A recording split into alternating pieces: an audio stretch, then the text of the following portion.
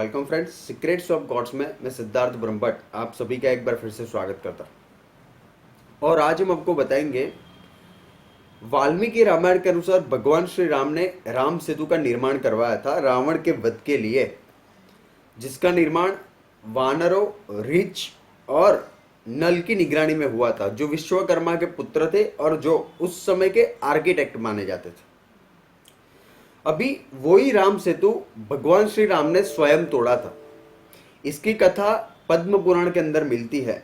बहुत सारे लोगों को इसकी जानकारी नहीं है और पद्म पुराण के सृष्टि खंड के अंदर इसकी पूरी विस्तृत कथा मिलती है।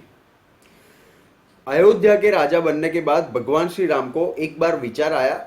उन्होंने विभीषण को याद किया कि लंका में क्या चल रहा है, लंका में धर्म से शासन हो रहा है नहीं।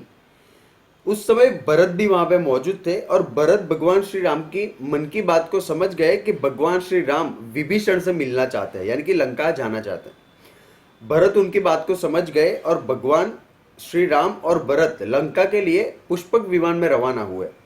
सारे अयोध्या का भार, उनके शासन का भार उन्होंने लक्ष्मण को सौंप दिया।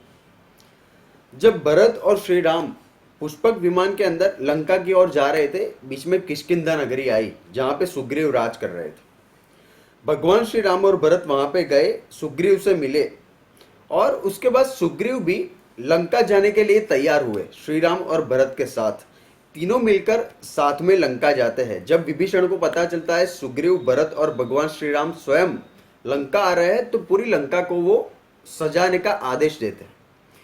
फिर भगवान श्री राम विभीषण से मिलते हैं। सभी एक दूसरे से मिलकर बहुत ही प्रसन्न होते और फिर भगवान श्री राम विभीषण को धर्म और अधर्म का ज्ञान देते हैं। 3 दिन वो स्वयं लंका में रुकते हैं और विभीषण को समझाते हैं कि आप किस तरह से लंका का शासन करें और हमेशा धर्म के अनुसार ही, धर्म के मार्ग पे ही आप लंका में इसी तरह से शासन करते रहे।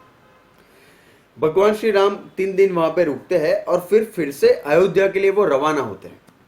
जब वो अयोध्या के लिए रवाना होने के लिए वो भरत और सुग्रीव पुष्पक विमान में बैठने के लिए जा रहे हैं, तब भगवान श्री राम उस समुद्र, यानी कि उस समुद्र पे बने हुए राम सेतु को देखते हैं।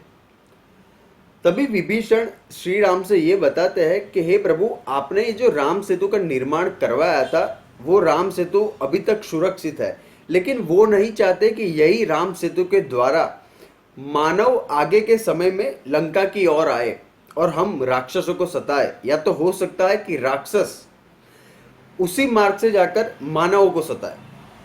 इसीलिए भगवान श्री राम को ये मन की बात विभीषण ने बताई।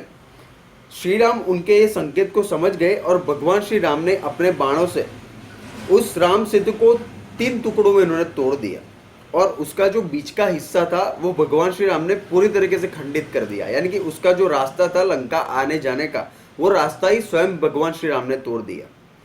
इसी तरह से भगवान श्री राम ने स्वयं उस राम सेतु का खंडन स्वयं ही किया था। तो धन्यवाद। आप हमारे चैनल पे सब्सक्राइब करें और आप अपने कमेंट्स भी दे सकते हैं। धन्यवाद।